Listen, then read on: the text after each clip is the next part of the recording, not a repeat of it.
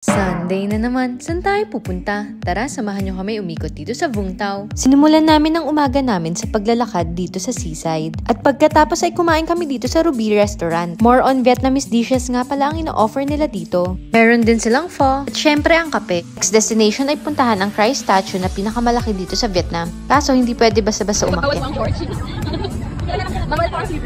At dahil hindi nga kami nakapasok ay pumunta lang kami sa Nguyen Phuong Cave. Sikat nga pala to sa mga lokal at dito sila nagpi-picture taking. Ang sarap lang talaga huminga dito sa tuktok. Dito sa parte ng Vung Tau na to marami nagsiswimming. Next destination, the Robert Taylor Worldwide Arms Museum. Sa 70,000 dong mo may makikita ka ng 4,000 antique weapons na kinolekta all over the world.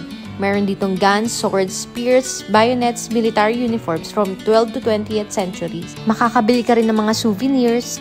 At ang nakakatuwa ay makikita mo yung mga dating uniforme na suot ng mga militar.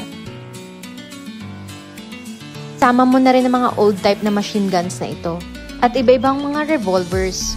Medyo may bagyo nga pala nung pumunta kami kaya maulan. Pero sobrang sulit nitong nakain namin ng mga baby squid. At dito na kami tumambay sa Gazebo Beachfront Lounge. Ang aesthetic nga pala dahil puro pink. Okay din dito tumambay para makita natin ang sunset at mag-reflect ng kaunti. Magmuni-muni habang naglalakad at maya-maya ay sinundo na rin kami pabalik ng Ho Chi Minh City. Pwede nyo nga pala mabook ito sa Vixer app. O siya, hanggang dito na lang!